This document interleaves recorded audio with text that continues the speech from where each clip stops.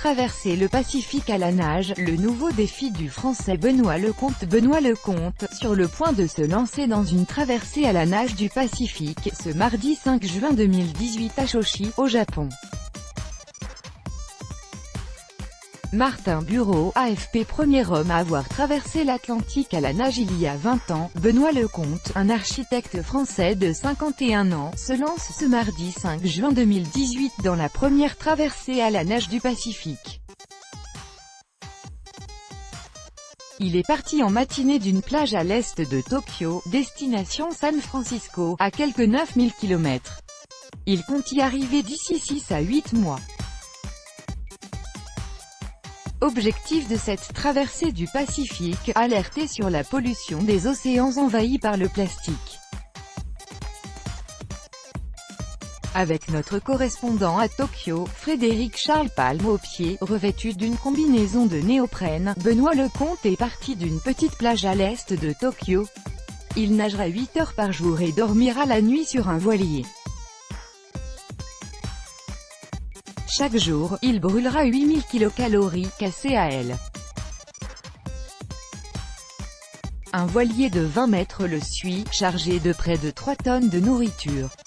À bord se trouve une équipe de 8 personnes dont 2 médecins. Ceux-ci effectueront des recherches sur l'eau et le corps humain. Longé Fukushima. Cet architecte de 51 ans installé aux États-Unis bénéficie du système de suivi cardiaque des astronautes de la NASA, lequel permet de déterminer si l'activité physique intense provoque des lésions au cœur. À la cheville, Benoît Lecomte porte un capteur destiné à mesurer la radioactivité de l'eau. Car le nageur longera la zone proche de la centrale nucléaire de Fukushima Daiichi, accidentée en 2011. Et les requins? Le mental est beaucoup plus important que le physique. Pour oublier la souffrance, il faut dissocier l'esprit du corps. Le corps passe en pilotage automatique, confie le nageur à l'agence France Presse. Quid des requins? Il n'en a pas peur. Ils sont très curieux et ne sont pas là pour manger les hommes, affirme Benoît Lecomte.